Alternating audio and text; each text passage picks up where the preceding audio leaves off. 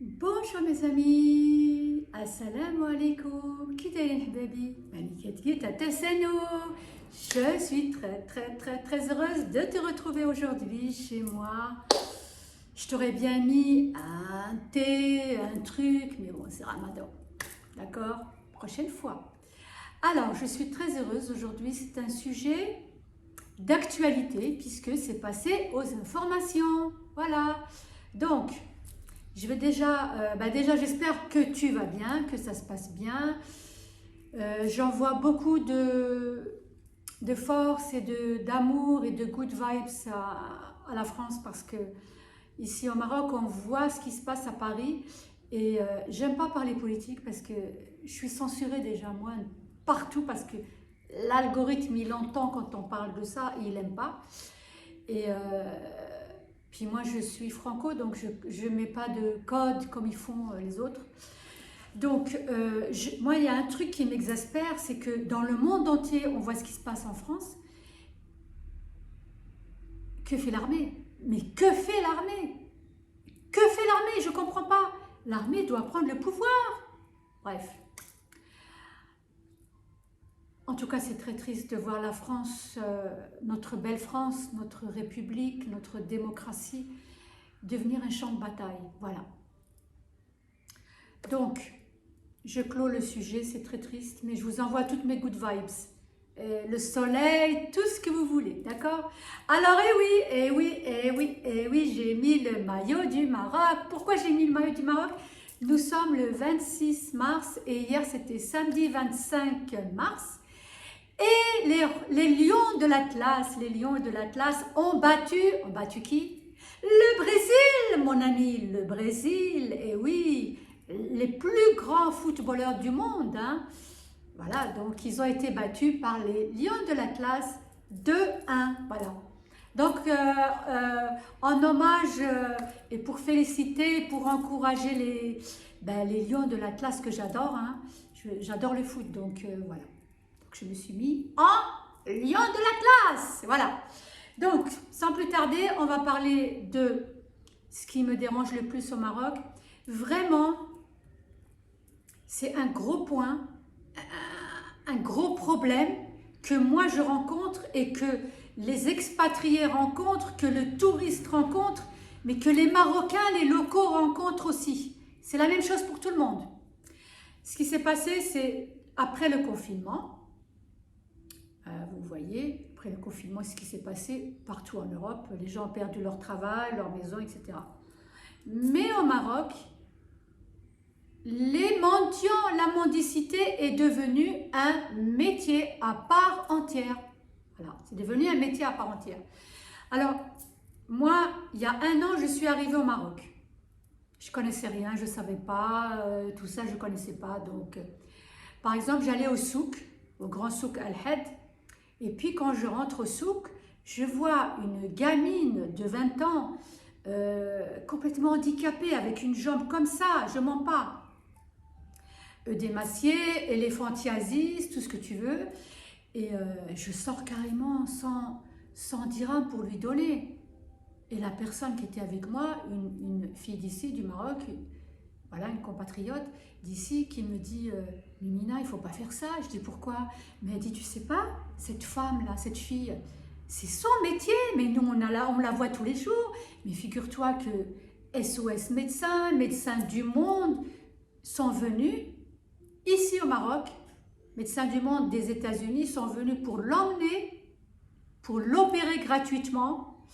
Et les parents n'ont pas voulu. Les parents n'ont pas voulu.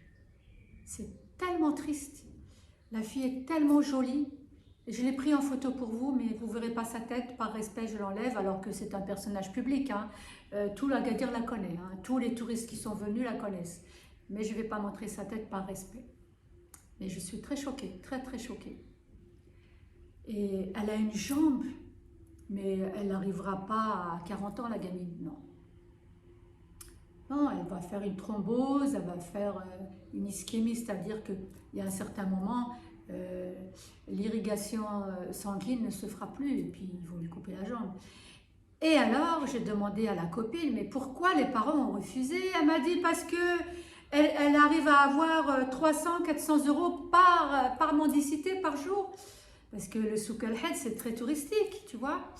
Et il y a des gens qui ramènent plein de choses pour elle. Et elle me dit que la maman, elle a construit des hôtels, qu'ils ont une superbe voiture, qu'ils vivent dans une villa, etc., etc. Je suis tombée sur le cul. Vraiment. Donc, on va passer cette histoire de souk el-Had. Après, moi, je vis donc dans Agadir et j'ai toutes mes copines ici françaises et marocaines avec qui je sors. L'été dernier, donc je sortais avec Anne-Marie. Anne-Marie, si tu passes par là, je te fais des gros bisous. Chaque fois qu'on sortait de Carrefour, eh ben, ils venaient vers nous. Alors, on donnait de l'argent, on donnait. Alors, tu donnes, hein, tu donnes de l'argent. Tu fais 2 pas en avant, tu en as un autre. Tu fais 2 pas en avant. En fait, il y en a toute la ligne. Toute la ligne. À force de donner, tu n'as plus rien pour manger. Tu vas vivre comment? Quand j'étais beaucoup plus jeune, j'ai venu au Maroc, il y avait il y avait des vrais mendiants.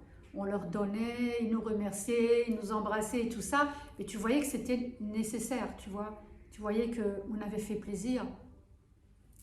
Là, j'ai remarqué, j'ai vu des vrais mendiants. Et les vrais mendiants ne mendient même pas. Même pas, vraiment même pas. Alors, tu le vois comme ça, tu lui donnes une petite pièce parce que ça fait mal au cœur. Donc, quand on sort de chez nous, sur le trottoir, il y a 150 000 mendiants. Voilà. Je vous dis la vérité.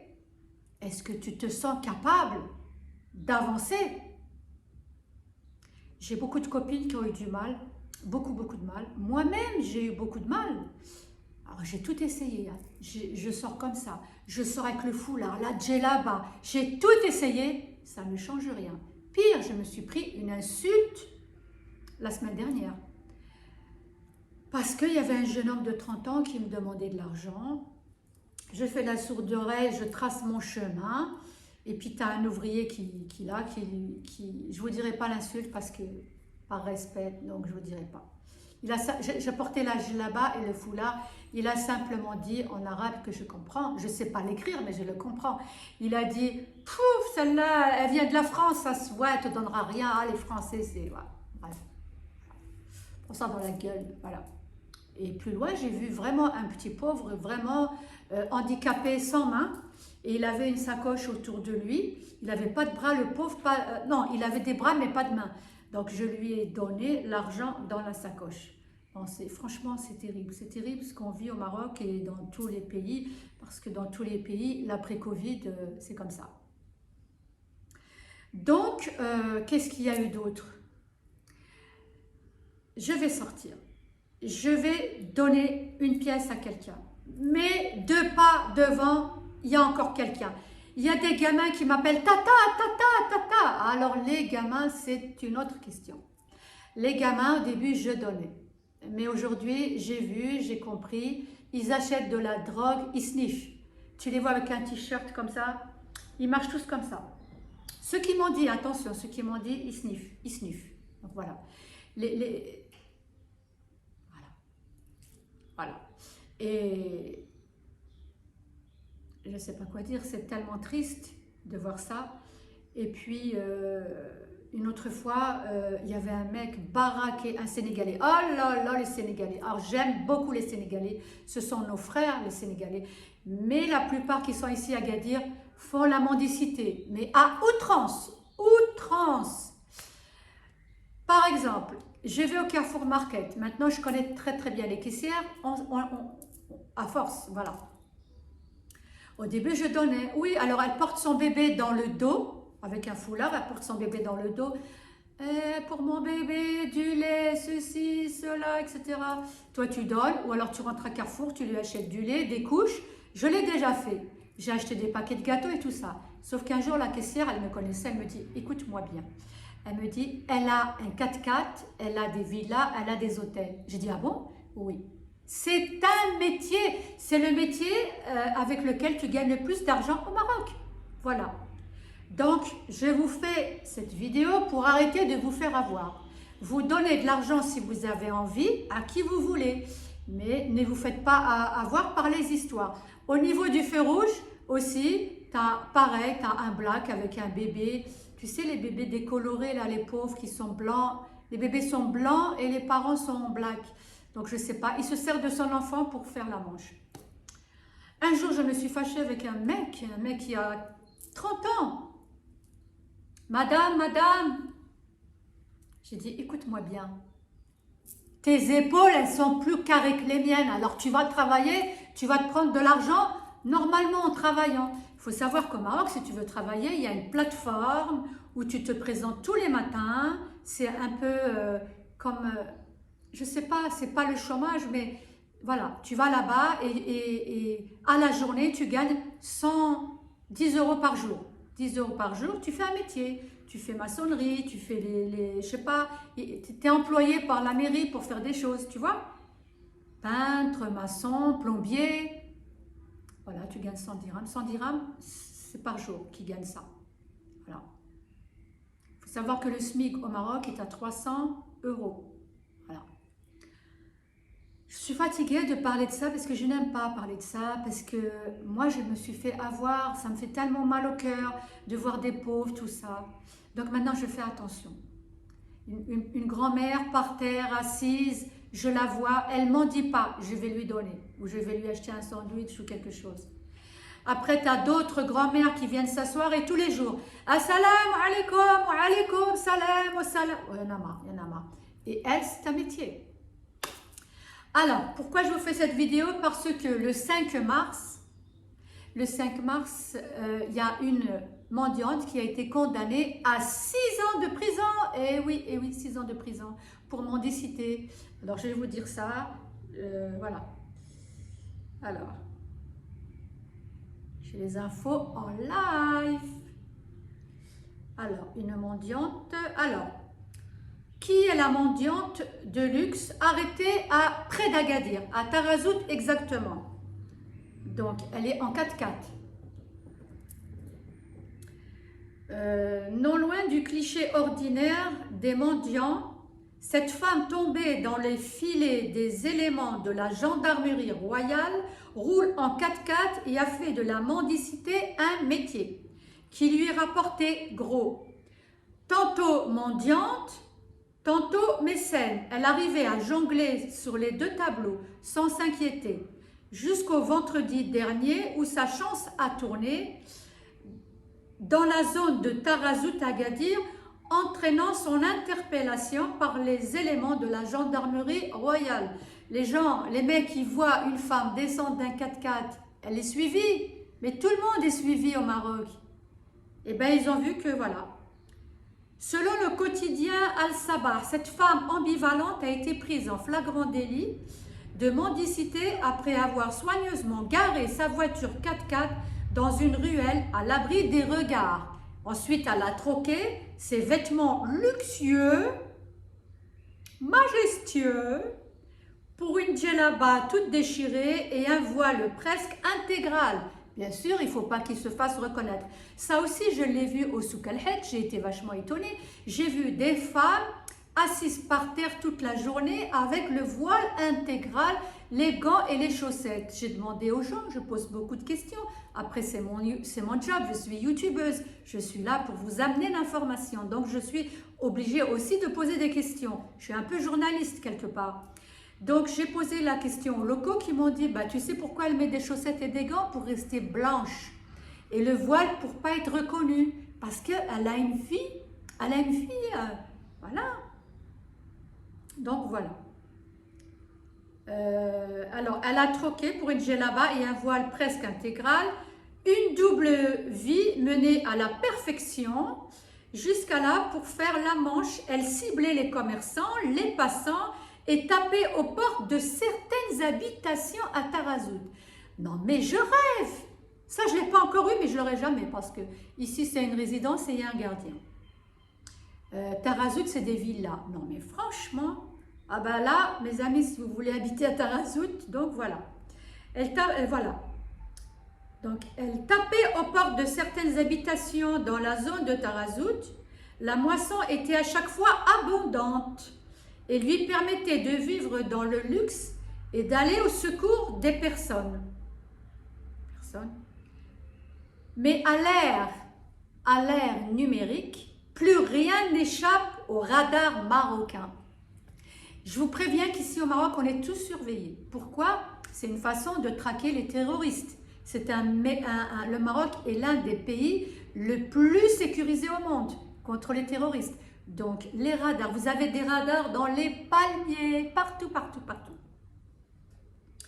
Et le Maroc est l'un des pays le plus développé en numérique, bien plus développé que la France. Plus rien n'échappe au radar des internautes. L'enquête ouverte a révélé que cette mendiante qui roulait en 4x4 n'était autre que celle dont les images avaient été diffusées dans un site électronique, la montrant faisant du mécénat, je ne sais pas ce que c'est, mécénat à Et Mellul, Agadir et Casablanca, sous le masque d'une riche femme d'affaires possédant 2 entreprises, l'une à Agadir et l'autre en Italie, en plus de biens immobiliers à Rabat, c'est-à-dire qu'elle a des appartements qu'elle met en location à Rabat, Casablanca et Agadir. Voilà mes amis, les mendiants, l'image des mendiants à Agadir, donc je devais vous prévenir.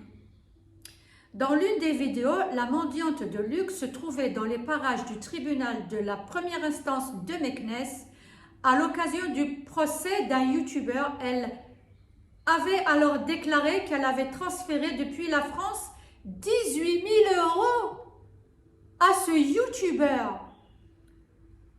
Franchement, voilà, il y a une vidéo là, mais on ne voit pas, je ne peux pas vous la montrer. Elle a été filmée par les radars marocains, on la voit qui se change, etc., etc. Donc mes amis, voilà, j'attendais d'avoir des preuves parce que je sais que cette vidéo va encore me causer des trolls, et j'ai l'habitude. Donc là, je vais vous mettre toutes les informations. Voilà. Ensuite, qu'est-ce qu'il y a d'autre? Prison ferme pour une richissime mendiante. Et en fait, c'était une immigrée en France. Parce que vous savez, il y a les gens comme moi qui sont binationaux français à 100%, on est né là-bas, mais vous avez les MRE, ceux qui sont nés, qui ont grandi ici, qui à 20 ans, ils ont immigré là-bas. Donc c'est une ancienne immigrée, donc on les appelle les MRE. Voilà, donc elle possédait des biens immobiliers, 2 villas et un compte bancaire bien garni. Elle a écopé de 6 mois de prison. Après, il y a encore un autre trafic que je voulais vous parler. Un autre trafic, c'est le trafic des enfants, ouais. Il y a des vols d'enfants. Au Maroc, il y a des vols d'enfants. Hein? Et après, on prend les enfants, ils les mettent dans une mafia et les enfants deviennent des voleurs, et ils s'en servent pour la mendicité. Voilà. C'est un petit peu comme ce qui se passe en France avec les Roumains. Les Roumains, voilà, qui volent les enfants et certaines femmes et s'en servent pour gagner de l'argent. Voilà mes amis, donc faites attention, faites attention. Si vous voyez des enfants qui font la manche, ne tombez pas dans le panneau. C'est devenu un métier. Alors, j'ai une bonne nouvelle à vous annoncer, c'est que le gouvernement marocain met en place des choses pour lutter contre ça. Parce que ça gâche la vie de nous tous, même les locaux. J'ai vu l'autre fois un Marocain qui essayait de garer sa voiture pour aller chercher sa baguette. Ben, il y a une dame avec le foulard et tout, elle s'est jetée sur lui. À Salem, à Salem, à Salem. Il n'y a même plus de respect en tant que femme musulmane voilée. Hein, elle se jette sur le bonhomme pour lui prendre de l'argent. Il y a aussi un ami qui m'avait parlé, qui était assis à un café. Il m'a dit, il y a 2 gamines qui sont venues le voir, elles ont fait la manche. Salam monsieur, on voudrait de l'argent, on n'a pas d'argent, on est des étudiantes, c'est pour acheter des cahiers et des livres. Alors mon ami, très généreux, hein, très généreux cet homme, il saura se reconnaître s'il regarde cette vidéo. J'ai beaucoup de respect pour sa générosité. Et il leur dit, bah, écoutez, moi je vais vous emmener à la librairie, vous allez acheter, je vais vous acheter livres, tout ça, tout ce que vous voulez. Alors elles ont dit exprès, on n'a pas la liste. Donc mon ami a dit, je vais vous emmener chez vous, vous allez prendre votre liste et on va aller acheter tout ce qu'il vous faut. Et en fin de compte, les filles, elles ont fini par dire, non, on veut de l'argent. On veut de l'argent. Ben, le mec, il a dit, non, vous n'aurez pas d'argent. Voilà. Voilà. Vous comprenez? Faites attention à vous, mes amis. Et ça, c'est, on vit ça dans tous les pays, je pense. Parce que l'après-confinement, l'après-coco, c'est une catastrophe. Voilà. Moi, je suis très contente et je remercie le gouvernement marocain de faire quelque chose pour nous aider à vivre sereinement au Maroc. Voilà. Voilà. Monsieur Aziz Akhnouch, le Premier ministre marocain, qui est d'origine du Maroc, ben je le remercie pour tout ce qu'il fait aussi pour Agadir. Voilà. Si vous tombez sur ma vidéo, sachez qu'on est bien au Maroc, on est très heureux, mais que la mendicité nous bouffe tout. Moi, il y a des jours, j'ai pas envie de sortir parce que je me dis, oh putain, je mors. De tous les côtés. Quand tu achètes, quand tu vas, par exemple, tu vas, je sais pas, au restaurant, ils sont là, ils passent. Oh non, j'espère vraiment que d'ici quelques temps, on verra plus ça au Maroc. Voilà. Parce que ne croyez pas, le roi du Maroc leur donne, ils reçoivent. Là, pour l'Aïd, ils auront tous un mouton. Ils ont de l'huile, ils ont de la farine. Donc, voilà. Voilà, mes amis, c'était un sujet qui était horrible, triste, mais il fallait le savoir. Donc, pour ceux qui ne me croient pas, je vais vous mettre au montage de la vidéo